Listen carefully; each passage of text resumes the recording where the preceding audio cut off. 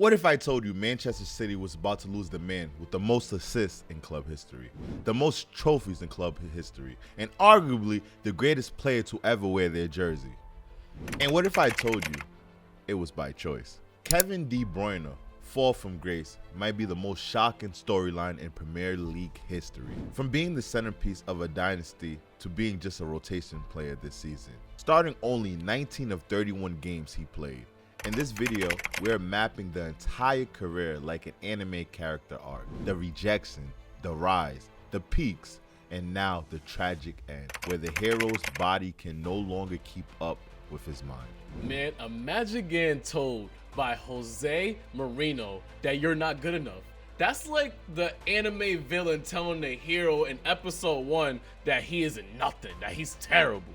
Young KDB shows up in 2012 with all his hype after killing it at Genk. But then he gets benched and loaned out to Werder Bremen? Like, bro, you signed for one of the biggest clubs in the world just to sit on the bench? That's some anime protagonist backstory right there. Then Mourinho comes in, straight up calls him out in the public, saying he's not a hard worker. That's the ultimate disrespect moment. Like when the sensei tells the main character he ain't got what it takes. With Kevin is the same. He's not selected because I didn't like the match he played against Swindon, and I didn't like the way he was training. And the numbers don't lie. Only 3 Premier League starts in 2 years before Chelsea sells him to Wolfsburg for like what, half they paid. But here's the crazy part. That rejection became his origin story. Without Mourinho saying he wasn't good enough, we will never get KDB that we know today. Wolfsburg wasn't just some random transfer. That was his training montage arc. Dude put up 16 assists in the 14 to 2015 season like it was nothing. That's when people started realizing Chelsea messed up bad. The fire Mourinho lit under him created a monster. KDB went from being called lazy to becoming one of the hardest working midfielders in the game.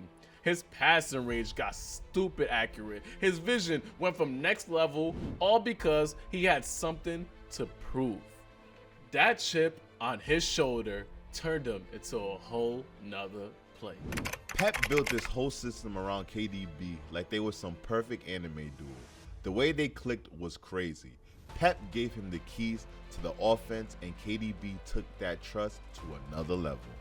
2018 is when he proved he was built different.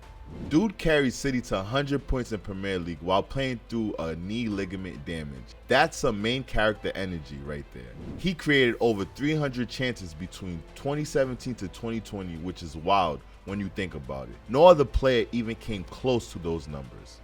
This was his Bankai arc, when he unlocked ultimate playmaking powers. Remember the UCL quarterfinals against Real Madrid in 2020? KDB looked like the final boss out there. He scored 1 assist and another and completely ran the show against one of the biggest clubs in the world. That performance showed why he was considered the best midfielder on the planet at the time. What made prime KDB so unstoppable? His brain worked out at 2x speed while everyone else was lagging.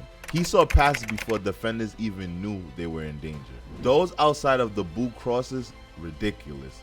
Long range bangers. 2019 to 2020 season was maybe his best ever. 20 assists, tying the Premier League record, and 13 goals. That's why he won the FA Player of the Year that season. Between 2015 to 2020, he created almost 300 more chances than any other Premier League player. That's not just good, that's video game numbers. His vision and passing accuracy made him the engine of City's offense. When KDB was on, the whole team played better. But here's the thing about anime arcs. The hero always hits their limit. KDB was playing 50 plus games a year at the highest level, and at that kind of workload, it takes a toll. The injuries started piling up, and you can see his body wasn't keeping up with his mind anymore. The 2020 hamstring tear was the first sign that KD's body was starting to fail him. That injury kept him out for months, and when he came back, he wasn't the same player. This dude used to play 50 plus games a season, no problem. But after hitting 30, his body just couldn't handle that workload anymore. It's like when an anime character pushes past their limits too many times and their power starts fading.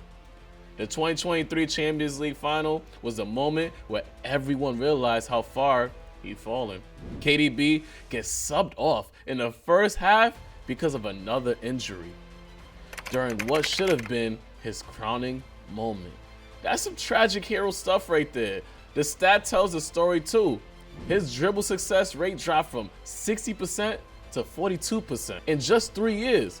When you watch him now, you can see he still sees those killer passes, but his legs can't allow him to make those same moves happen anymore.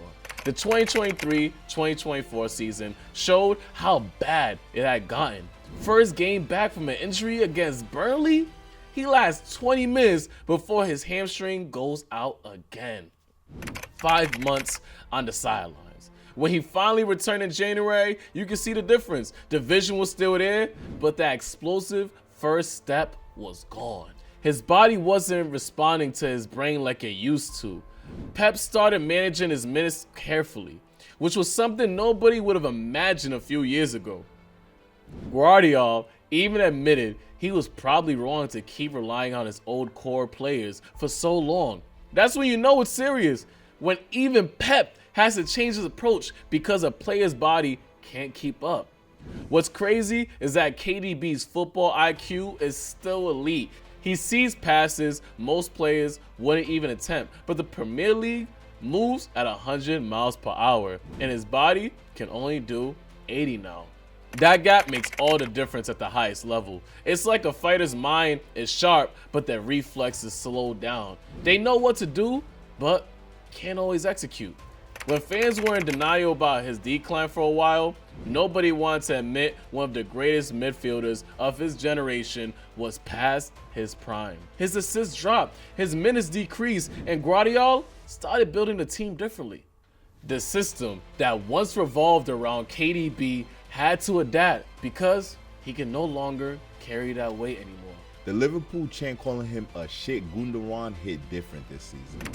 That's when you knew the respect had faded. Fans used to fear KDB.